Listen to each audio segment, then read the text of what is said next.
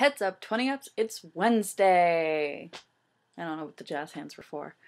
Okay, so I've got a few things to talk about. Some things I've skipped over the few things. Okay, particularly last week I should have mentioned. The first, nicknames. I did mention how I like your nickname, Jins. And Lucy, your nicknames were cute. I don't care what the story is, that the first one was really... I see that. I see that one.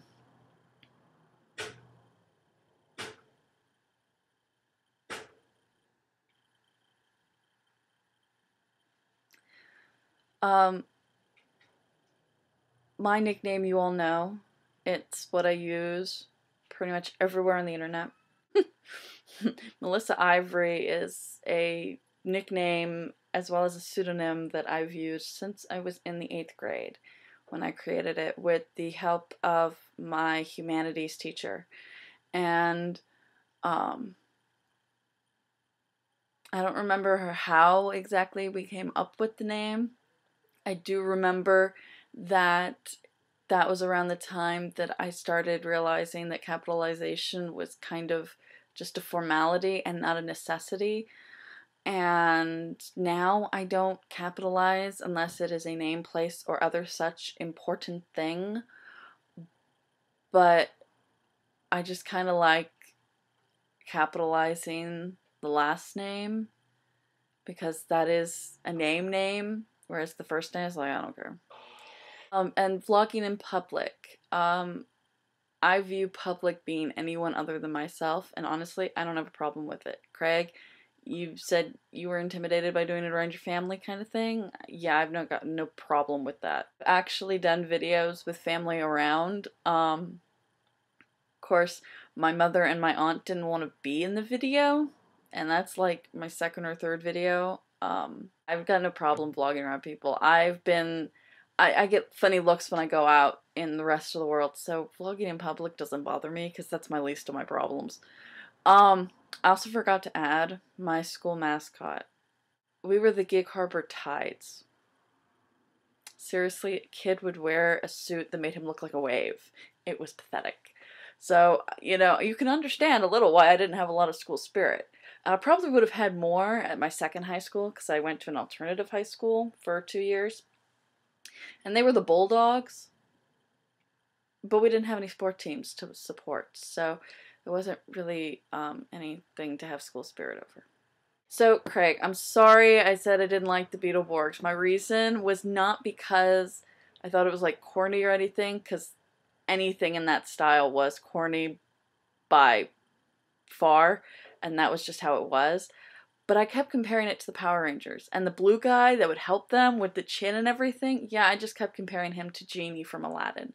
So it was the fact that my mind kept putting it to something else. I've since learned how not to compare these, things to other things that I'm watching. But yeah, that's my problem. And then you said, when I said Space Cases, that you thought of Lost in Space. That's actually, it makes sense because the little kid in that show, Bill Mummy, is actually one of the co-writers to Space Cases. So the fact that you made that connection actually is cool. The other writer, Peter David, has been doing other things for other sci-fi series, like he did episodes in Babylon 5. I think he did a couple episodes of Star Trek, but he also has written some of the Star Trek book canon series. And yeah, and I'm not happy with him because he killed off Janeway. Why would you kill off Janeway? Oh my god. Sorry, favorite character. I'm really weird about my favorite characters. Because he killed off Janeway. Also, yes, the film you're thinking of is Pete's Dragon. Adorable film. Adorable film. One of the first to have live action and animation together. James, Land Before Time, the names were Littlefoot, Sarah, Ducky, Spike, and Petrie. Littlefoot was a long neck, Sarah was a 3-horn. Ducky was a swimmer, Spike was a spike tail, and Petrie was a flyer. I know this because my little cousin, I've mentioned before, she was 6 years younger than me. I saw more of the extended series than my generation actually normally would have. And Danielle, you probably did too. So I really, those were drilled in my head. And my mom had a plushie of Littlefoot that we... A few people have mentioned how they were introverted as kids, and I gotta say, I am too now and then. I've just always been an introverted person. And Danielle, you've mentioned how some people said that you probably had a boring childhood because you didn't have TV, and I don't think you did. That's why I didn't say anything then. Because I was the kind of kid who actually had the TV on as background noise, and I would sometimes pay attention, but I didn't watch everything that was on the TV.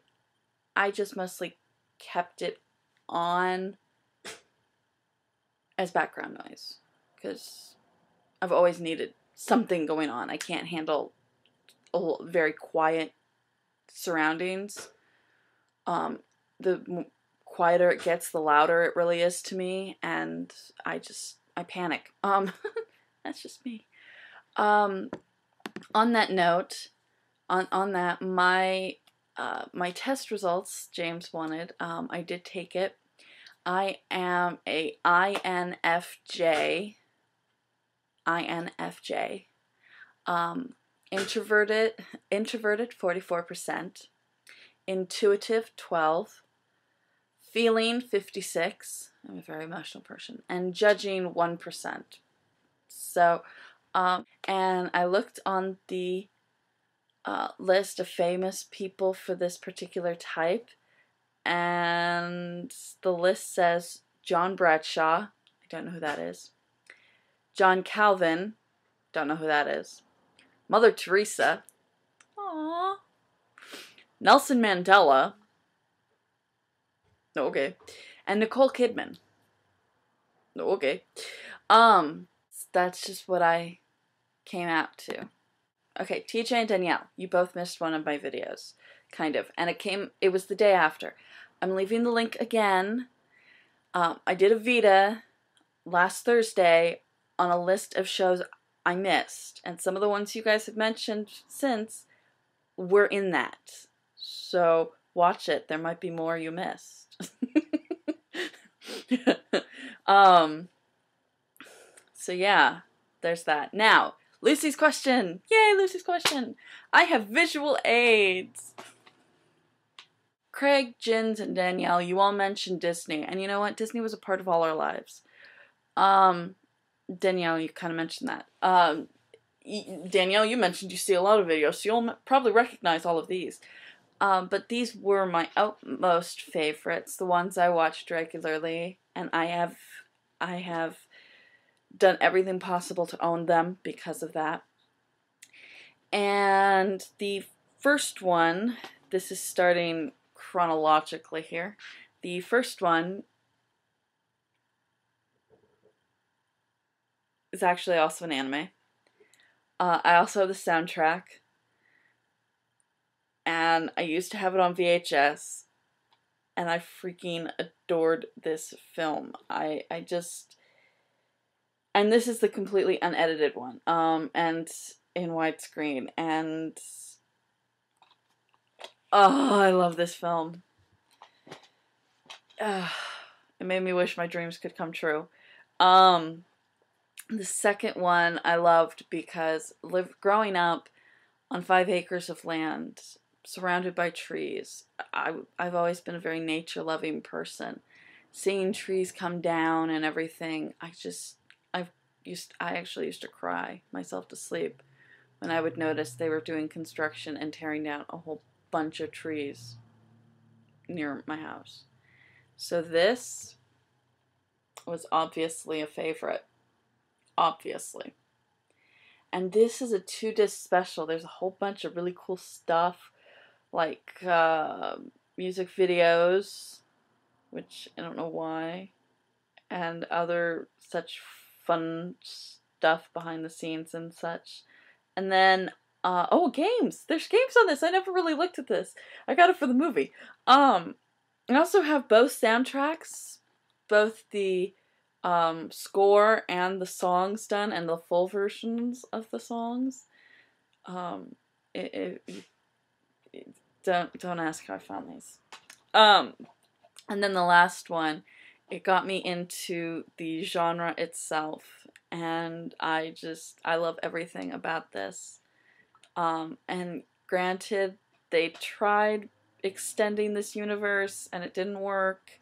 And I'm also sad to say I'm writing a fan fiction incorporating this into the universe, but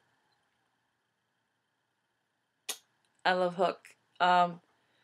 Literally, the character. I love the character. But yeah, it made me have to see this too. Everyone probably remembers this, and this was really loved this. It made me feel like a child again watching that the last one. But yeah, those are my favorite movies. So I didn't actually say names. You have to watch the video. Yeah. So, yeah, I'm done rambling on about that. DFTBA.